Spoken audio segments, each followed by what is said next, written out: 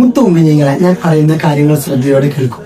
മഹാനായ ഹുദൈഫത്ത് ഇബ്നു യമാൻ റളിയല്ലാഹു അൻഹു നിസ്കാരത്തിനിടയിൽ ഒരു ദിക്ർ കേൾക്കുകയും അത് മഹാനായ നബി സല്ലല്ലാഹു അലൈഹി വസല്ലം തങ്ങളോട് അതിനെക്കുറിച്ച് ചോദിച്ചപ്പോൾ മഹാനായ നബി സല്ലല്ലാഹു അലൈഹി വസല്ലം തങ്ങൾ പറഞ്ഞു, അത് നിന്റെയും എന്റെയും എല്ലാവരുടെയും രക്ഷിതാവായ അല്ലാഹുവിനെ എങ്ങനെ സ്തുതിക്കണമെന്ന് പറഞ്ഞു തന്ന ഒരു മലക്കാണ്.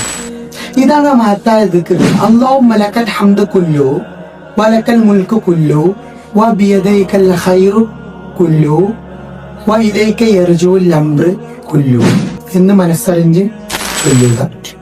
ഇതാണ് ആ ദിക്റിന്റെ അർത്ഥം. അല്ലാഹുവേ, സർവസ്തുതിയും നിനക്ക് മാത്രമാകുന്നു. പരമാധികാരം മുഴുവനും നിനക്കാണ്. സർവ നന്മകളും നിന്റെ കൈകളിലാണ്. എല്ലാ കാര്യങ്ങളും നിന്നിലേക്കാണ് മടക്കപ്പെടുന്നത്.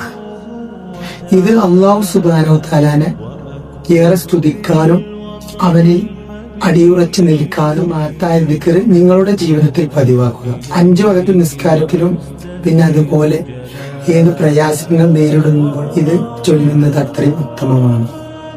അല്ലാഹു സുബ്ഹാനഹു തആല നമ്മൾക്ക് എല്ലാവർക്കും ധാരാളം സ്വലാത്തുകളും ദിക്റുകളും ചൊല്ലാനും തൗഫീഖ് നൽകട്ടെ.